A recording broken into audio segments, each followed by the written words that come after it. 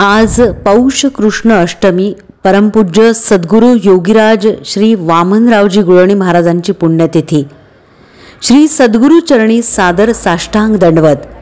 योगीराज सद्गुरू श्री गुळवणी महाराज म्हणजे अत्यंत अलौकिक अशा अनंत सद्गुणांची खाण असणारे साक्षात श्री दत्तावतारी विभूतिमत्वच। अवतारी विभूतिमत्व हे असंख्य अनोख्या सद्गुण रत्नांनी मंडित असते। प्रकर्षाने प्रकटलेली ती दैवी सगुण संपत्तीच सामान्य माणूस आणि अवतारी महात्मा यातला खरा फरक स्पष्ट करत असते। सद्गुरू श्री गुळवणी महाराज हे अशा अगणित दैवी सद्गुणांचे अगरज होते। अद्भुत गुरुभक्ती, विलक्षण शास्त्रनिष्ठा, अपूर्व दयाळूपणा, परमश्रेष्ठ हरिप्रीती, बिनचूक शास्त्रचरण व वेदाज्ञेचे काटेकोर पालन, तीव्र ऋतंभरा प्रज्ञा आणि या सर्वांमध्ये उठून दिसणारे जगावेगळे अमानित्व, अदंभित्व हा अशा हजारो दैदिप्यमान दैवी सद्गुण रत्नांचा शांत शीतल प्रकाश श्री महाराजांच्या जीवनचरित्रात तेजाळून प्रकटलेला दिसून येतो। म्हणूनच त्यांचे चरित्र हा तुम्हा आम्हा साधकांनी सतत अनुसरावा, अभ्यासावा असाच महत्त्वपूर्ण भाग आहे। संत चरित्रांच्या नियमित व सप्रेम अनुसंधानाने आणि त्यामुळेच लाभलेल्या त्या संतांच्या कृपेने ते अद्भुत सद्गुण आपल्याही जीवनात हळूहळू उतरतात। परमार्थ आपल्या अंगी मुरायला हवा असेल तर असे सद्गुण प्रयत्नपूर्वक बाणवावे लागतात। किती प्रमाणात सद्गुण आपल्या आत उतरले, आपल्या वागण्या बोलण्यात पाझरले यावरून आपली परमार्थातली प्रगती जोखली जाते। जन्मभर साधन करूनही वृत्ती तशाच प्रापंचिक व क्रोध मत्सरादी दुर्गुणांनी युक्त राहिल्या तर परमार्थ मुरलाच नाही असा त्याचा अर्थ होतो। यासाठीच साधकीय जीवनात संत चरित्रांच्या अभ्यासाचे विशेष महत्त्वाचे स्थान मानलेले असते। सद्गुरू श्री गुळवणी महाराज हे विलक्षण गुरुभक्त होते। त्यांच्या रूपाने साक्षात गुरुभक्तीच मूर्तिमान झालेली होती। असे श्री दत्त उपासना मार्गातील परम अधिकारी पुरुष आणि योग साधनेतील शक्ती संक्रमण योगांचे दार्शनिक म्हणून श्री गुळवणी महाराज सर्वश्रुत आहेत। योग मार्गातील दीक्षागुरु श्री गुळवणी महाराज हे विख्यात दत्तावतारी श्रीमत वासुदेवानंद सरस्वती स्वामी महाराजांचे परमप्रिय शिष्य होते। त्यांना चित्रकलेचे उपजत ज्ञान होते। महाराजांचा आचार धर्मावर कटाक्ष, त्यांचे सारे जीवन हा आचार धर्माचा वस्तुपाठ होता। व्रतवैकल्ये करावीत, अनुष्ठान करावीत, परंतु न घडल्यास खिन्न होऊ नये, सदाचाराने वागावे। निर्मल अंतकरण आणि सदाचार यांच्यामुळे ईश्वर संतुष्ट होतो। ईश्वर आहे ही भावना ठेवून वागल्यामुळे जीवन सार्थकी लागेल अशी महाराजांची शिकवण होती।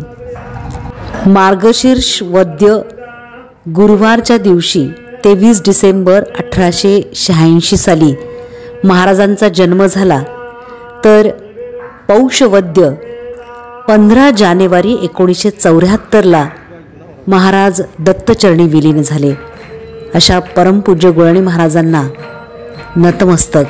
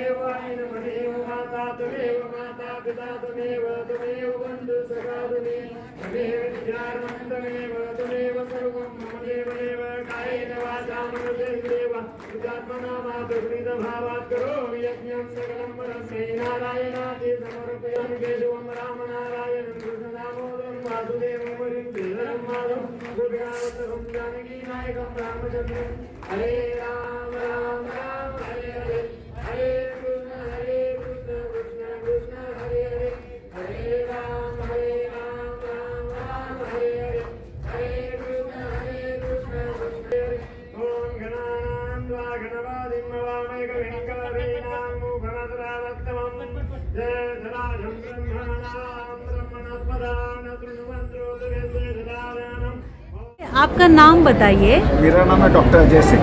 हाँ, कहाँ से हैं आप? मुंबई से। मुंबई से। तो कौन सी परंपरा से आए, मतलब कौन सा संप्रदाय? तीर्थ परंपरा कहलाती है। ओके। जो इसकी अभी लिविंग हिस्ट्री है वो तो स्वामी गंगाधर तीर्थ महाराज से है। हाँ। 19th सेंचुरी में हुए महाराज जी। फिर उनके एक शिष्य हुए नारायण तीर्थ देव महाराज। हाँ। तो नारायण तीर्थ देव महाराज जी, उनके एक ही शिष्य हुआ गंगाधर तीर्थ महाराज को, नारायण तीर्थ देव महाराज को, और उन शिष्य पर नारायण तीर्थ देव महाराज जी ने फिर पूरी परंपरा को विस्तृत किया। तो उनके शिष्य हुए शंकर पुरुषोत्तम तीर्थ महाराज थे, जिनके शिष्य थे लोकनाथ जी महाराज। हाँ। जिनके शिष्य थे गुलमणि महाराज। तो वो वो एक परंपरा है गुलमणि महाराज जी की। हाँ। और दूसरी पर जो जिससे हम लोग हैं, जो गुरु भाई थे, विष्णु तीर्थ महाराज और लोकनाथ तीर्थ महाराज गुरु भाई थे। हाँ। दोनों जने शंकर पुरुषोत्तम तीर्थ महाराज जी के शिष्य थे। माने शिष्य माने सन्यासी शिष्य। विष्णु तीर्थ महाराज ने संन्यास किया था। गुलमणि महाराज जी तो गृहस्थी थे, उन्होंने तो संन्यास किया था। और दोनों उन्होंने लोकनाथ तीर्थ महाराज से दीक्षा ग्रहण की, और इन्होंने शंकर पुरुषोत्तम महाराज से डायरेक्टली विष्णु तीर्थ महाराज। और विष्णु तीर्थ महाराज जी के शिष्य थे शिवम तीर्थ महाराज, और शिवम तीर्थ महाराज जी के शिष्य हैं स्वामी चेतन विलास जी, जो हमारे अभी इस वक्त गुरु हैं। आपने दीक्षा ली है? जी। कब से कर रहे हैं आप? 2007 में ली दीक्षा। 2007 में। कौन से स्वामी? स्वामी चेतन विलास तीर्थ। और वो कहाँ से है, मतलब माने चेतन विलास तो मुंबई में रहते हैं। मुंबई में 1986 से।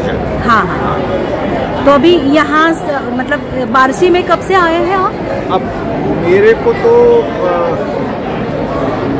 मेरा जहाँ तक ख्याल है कि 2008 या 9 से शायद ये प्रोग्राम शुरू हुआ। उसके पहले शायद महाराज जी आते थे, माने शिवम तीर्थ महाराज आते थे यहाँ पर। तो उन्हीं की वो परंपरा शुरू रखी है बने। यहाँ पर लोग बुलाते हैं स्वामी जी को, तो इसलिए हम लोग बराबर। धन्यवाद।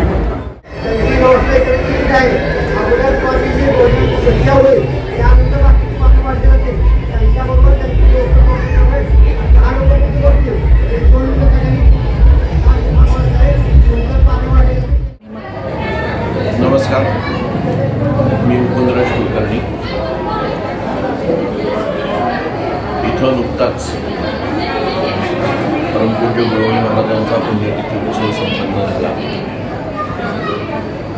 खरोखरच आपल्या बार्शीकरांचं भाग्य की त्या महात्म्याचं वास्तव्य इथं सुमारे 8 ते 10 वर्ष होतं आणि त्यामुळेच शक्तिपात परंपरेचा आणि बार्शीचा खूप जवळचा आणि जिव्हाळ्याचा संबंध निर्माण झाला. तशा अध्यात्मामध्ये अनेक पंथ आहेत, अनेक संप्रदाय आहेत. प्रत्येकाचं गंतव्य एकच आहे की आपल्याला आनंदरूप परमात्म्याशी एकरूप व्हायचं आहे. पण इतर संप्रदाय आणि शक्तिपात संप्रदाय यामध्ये थोडासा फरक आहे. तो फरक असा आहे की बऱ्याच संप्रदायामध्ये, सगळ्याच असं मी म्हणणार नाही, पण बऱ्याच संप्रदायामध्ये साधनेचं वृक्ष वाळवंट तुडवल्यानंतर कुठेतरी आनंदमय अनुभूतींचं नंदनवन लागतं. एकदा ते नंदनवन लागल्यानंतर पुढचा प्रवास सोपा असतो. पण शक्तिपात परंपरेचं एक वैशिष्ट्य असं आहे की या प्रवासाच्या सुरुवातीपासून हे आनंदाचं नंदनवन तुमची सोबत करतं. म्हणजे तुमच्या साधनेची जी बैठक असते त्या पहिल्या बैठकीपासून तुम्हाला ही आनंददायी अनुभूती यायला सुरुवात होते. माझे एक नातेवाईक की जे फारसे सश्रद्ध नव्हते, जाता येता कधीतरी देवाला टाटा म्हणणं किंवा नमस्कार करणं एवढे होतच त्यांचा परमार्थाचा संबंध. पण काही कारणाने त्यांना कुणीतरी खूप आग्रह केला आणि ते शक्तिपात दीक्षेला बसले आणि कायमचे चिकटले. म्हणजे ते मला असं म्हणाले त्यांची अनुभूती सांगताना की मी बसलो, एक 5-10 मिनटं काय होतं मला कळलं नाही, पण त्यानंतर मात्र माझ्या पायाच्या नखापासून डोक्याच्या केसापर्यंत आनंदाच्या लहरी उडत होत्या आणि मी आनंदाच्या लाटामध्ये तरंगत होतो. तर मला वाटतं हा त्यांचा एकट्याचा अनुभव नाही आहे, हा असंख्य लोकांचा अनुभव आहे. आणि म्हणूनच ही जी साधना आहे ही तशी अतिशय अप्राप्य, दुर्मिळ अशा प्रकारची साधना मानली जाते. खरं तर याचे जे उद्गाते होते गंगाधर तीर्थ स्वामी हे जगन्नाथपुरीला होते आणि त्यांनी त्यांच्या आयुष्यामध्ये फक्त एकच शिष्य केला, नारायणदेव तीर्थ. नारायणदेव तीर्थानंतर मात्र थोडासा त्याचा प्रसार झाला आणि आपल्या महाराष्ट्रामध्ये ही पवित्र गंगा आणण्याचं श्रेय हे परमपूज्य सद्गुरू गुळवणी महाराजांना जातं. गुळवणी महाराजांनी खरोखरच एवढे खूप मोठे उपकार महाराष्ट्रावर केले त्या बाबतीत की त्यांनी मुक्त हस्ताने या गंगेचं वितरण केलं. आणि म्हणूनच मी असं म्हणतो की आपण बार्शीकर खरंच भाग्यवान आहोत की एवढा मोठा महात्मा आपल्या गावामध्ये राहत होता आणि त्यामुळं या संप्रदायाची आपली ओळख झाली. आज बार्शी परिसरामध्ये असंख्य लोक शक्तिपात परंपरेचे अनुग्रहित आहेत, दीक्षित आहेत, नियमित साधना करणारे आहेत. तर हा जो उत्सव आहे गुळवणी महाराजांचा पुण्यतिथी उत्सव, हा सुमारे गेले 38 वर्ष इथे सगळं साधक मंडळी एकत्र येऊन साजरा करतात. अगोदर काही वर्ष यांचे जे गुरु होते चेतनविलास तीर्थ स्वामींचे, विमलानंद तीर्थ, हेही इथे यायचे, त्यांची शिबिरं वगैरे व्हायची. त्यानंतर 2008 पासून आत्ता जे स्वामी येऊन गेले, स्वामी चेतनविलास तीर्थ, हे दहिसर मुंब्रा इथल्या नवाली आश्रमाचे प्रमुख आहेत. हे स्वामी शिवम तीर्थांचे शिष्य आहेत आणि अतिशय नेहमी हसतमुख चेहरा आणि बालक स्वभाव ही त्यांच्या व्यक्तिमत्वाची वैशिष्ट्य. प्रकांड पंडित असूनही त्यांचा हा जो साधा सरळ स्वभाव आहे ते खरोखरच ते महात्मा असल्याचं निदर्शन आहे. तर त्यांची प्रवचनं इथे या निमित्ताने 2 दिवस होतात आणि मग 3 दिवस त्यांचं पूर्ण इथं वास्तव्य असतं आणि इथली सगळी बहुतेक जबाबदारी आपले गोडेकर कुटुंबीय सांभाळतात, त्यांच्या निवासाची, भोजनाची सगळी. आणि या परिसरात जे शिष्य आहेत त्यांच्याहीकडं त्यांना त्या निमित्ताने जाता येतं. म्हणजे त्यांचं पदस्पर्शाने आमची घरं त्या निमित्ताने पवित्र होतात. म्हणजे खरोखरच आपल्या बार्शीकरांच्या दृष्टीने चांगली संधी आहे आणि या निमित्ताने सगळे या संप्रदायाचे लोक आणि इतरही या अध्यात्मामध्ये ज्यांना उत्सुकता आहे अशी सगळी मंडळी एकत्र येतात आणि खऱ्या अर्थाने एक सद्विचाराचं बीजारोपण या उत्सवाच्या निमित्ताने होतं. तर आजच हा उत्सव इथं संपन्न झाला. आज हा 3रा दिवस होता महाप्रसादाचा. तर यापुढेही सातत्याने हे काम चालू आहे. धन्यवाद.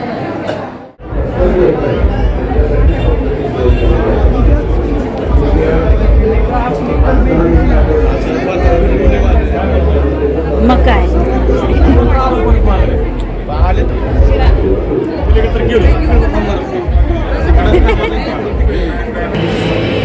सतीश दादा नाही आहेत काय? नाही आहेत का? अरे वा, मस्त मस्त, सगळ्या सुगरणी. स्वयंपाकाला सुरुवात कधी केली होती? सकाळी केलेलं आहे, 8पासून स्वयंपाक चालू आहे. मस्त छान दिसायला लागलाय.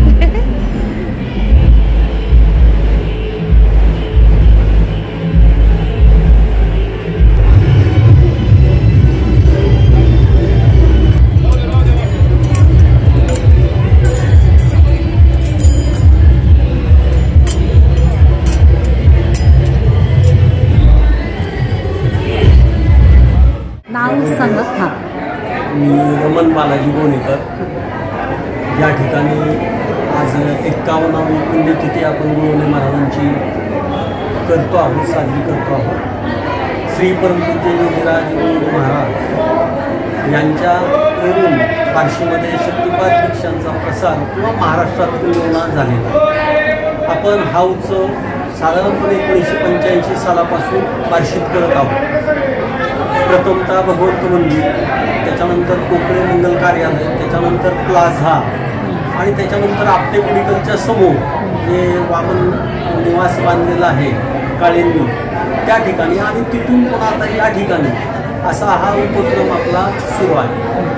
प्रत्येक वेळेस आपण महात्मा शक्तिपात परंपरेतले महात्मा आणण्याचा आपण प्रयत्न करतो. यापूर्वी श्री विमलानंद तीर्थ स्वामी महाराज हे सतत दरवर्षी या कार्यक्रमासाठी येत असत. त्यांचा आश्रम कुरसुंगी या ठिकाणी होता, पण ते आता ब्रह्मलीन झालेले आहेत. त्याच्यानंतर आता हे चेतनविलास तीर्थ स्वामी महाराज 2008 पासून या कार्यक्रमाला सतत दरवर्षी येत आहेत. करोनाच्या काळात फक्त 1-2 वर्ष त्यांचा खंड पडलेला आहे. श्री परमपूज्य गुळवणे महाराज यांचा जन्म कुडुत्री या कोल्हापूर जिल्ह्यामध्ये झालेला आहे. ते चित्रकलेचे शिक्षक म्हणून मुंबई प्रशाला पुणे आणि बार्शी शाळा नंबर 2 नगरपालिकेची शाळा नंबर 2 या ठिकाणी ते कार्यरत होते.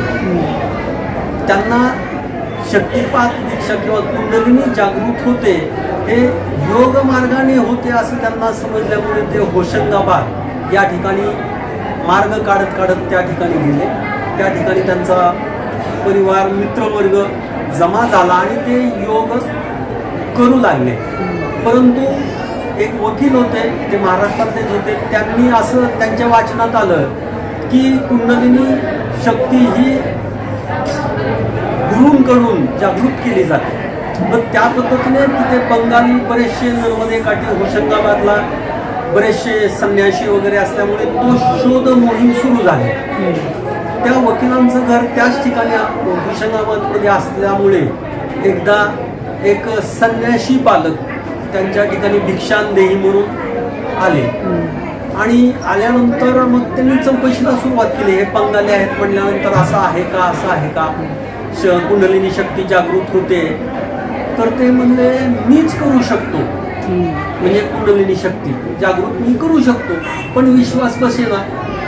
मग त्यामुळे पहिल्यांदा सोलापूरचे त्यांचे मित्र होते, त्यांना पुढं केलं सर्वांनी मिळून आणि ह्यांना शक्तिपात दीक्षा द्यावी. मग त्यांनी शक्तिपात दीक्षा दिल्यानंतर ते खात्री पटल्यानंतर मग गुळवणे महाराजांनी वगैरे दीक्षा घेतलेली आहे. लोकनाथ तीर्थ स्वामी महाराजांकडून ही दीक्षा वास्तविक पाहता लोकनाथ तीर्थ स्वामी महाराजांना सुद्धा आदेश झाला की तुम दक्षिण की ओर जाओ, दक्षिण की ओर जाओ. मग हरिद्वार ऋषिकेश पासून दक्षिणकडे यायचं आहे. खिशात एक पैसा नाही त्यांच्या.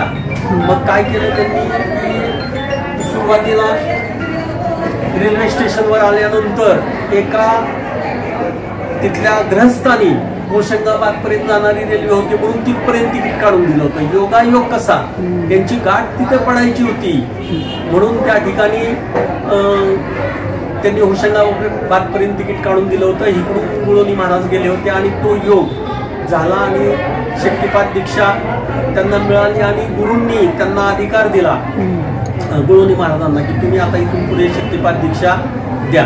त्याप्रमाणे ते मग महाराष्ट्रामध्ये ही प्रथा सुरू झाली. आमच्या वडिलांना दादाशास्त्रींच्या घरी गुळवणे महाराजांची दीक्षा परंपरा म्हणजे मिळाली, तिथून मला मिळाली म्हणजे त्यांच्या मार्फतच. आणि आम्ही या कुंडलिनी शक्ती जागृत किंवा या परंपरेकडे वळलो गेलो. किंवा पूर्वी आधी काहीच माहीत नव्हतं. तसंच शिवमतीर्थ महाराज सुद्धा बार्शीला येऊन गेलेले आहेत. त्यांचा एक खूप सहवास लाभलेला आहे आणि त्यांच्याकडूनच चेतन विलास तीर्थ यांची दीक्षा झालेली आहे आणि ते आता 2008 पासून या ठिकाणी येत आहे. तर नवाली या ठिकाणी त्यांचा आश्रम आहे, अतिशय सुंदर आश्रम आणि त्या ठिकाणी कसलीही प्रतिक्रिया, त्यांचं म्हणणं की सहन करा, काही जरी झालं तरी सहन करा, एवढं एकच वाक्य अतिशय महत्त्वाचं शिवतीर्थ महाराजांनी सांगितलं. तुम्ही कसलीच रिॲक्शन देऊ नका, सहन करायला शक्ती द्या अशी त्यांनी आपल्या सर्वांना सांगितलेलं आहे. या शक्तिपात दीक्षेचा लाभ आपल्या बार्शीकरांना भरपूर होत आहे, याचा मला आनंद वाटतो आहे आणि सर्व बार्शीकरांनी याचा लाभ घ्यावा. दरवर्षी जास्तीत जास्त संख्येने या ठिकाणी उपस्थित राहून त्यांनी मात्र साधन सांगितलेलं आहे, ते साधन करणं गरजेचं आहे. पण साधनकडे सर्वांचं दुर्लक्ष होतंय. प्रत्येकाने दीक्षा घेणारे भरपूर आहेत बार्शीमध्ये, पण साधन करणारे कमी आहेत. तर मला वाटतं की त्यांनी साधन जास्तीत जास्त करावं. धन्यवाद.